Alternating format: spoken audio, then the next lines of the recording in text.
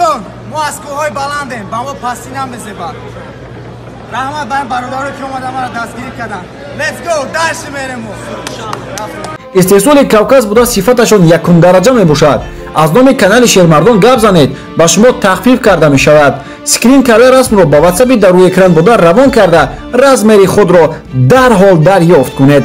سلام دوستان، شما در کانال شیرمردان قرار دارید.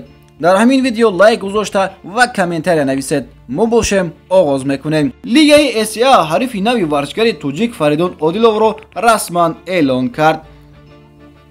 اکنون در تورنیر اسیا 153 رقیب ورزشکار توجیک فریدون عادلوف ورزشکار برزیلیایی ناتالیسیو فیلو انتخاب شد. این سیومین رقیب برای فریدون میباشد که در این دوام عوض شد. ناتالیسیو نماینده برزیلیا بوده. فعالیت کسبی خود را در سال 2014 آغاز کرد و در عین زمان 14 محاربه گذرانیده است که در 9 تایش پیروز و در 5 تایش مغلوب شده است.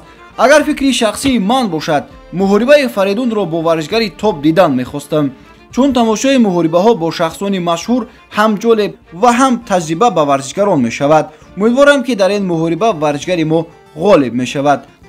محاربه 9 مارس برپا می شود و امید بر آن می‌بندیم که این حریف فریدون با یگان درد گرفتار نشود. اکنون این شام محمد نعیمов 72 زید دیلان شولت در محاربه اساسی تورنیر تاف ان اوف برآمد میکند. آغاز تورنیر ساعت 9:00 به وقت تاجیکستان بوده. مکانش باشد شهر لاس وگاس امریکا می باشد. پیام‌های افیر رو باشد میتوانید با سیلکای در اولی کامنتاری زیر ویدیو بوده در آمده آبونه شوید و محاربه را به ملال تماشا کنید.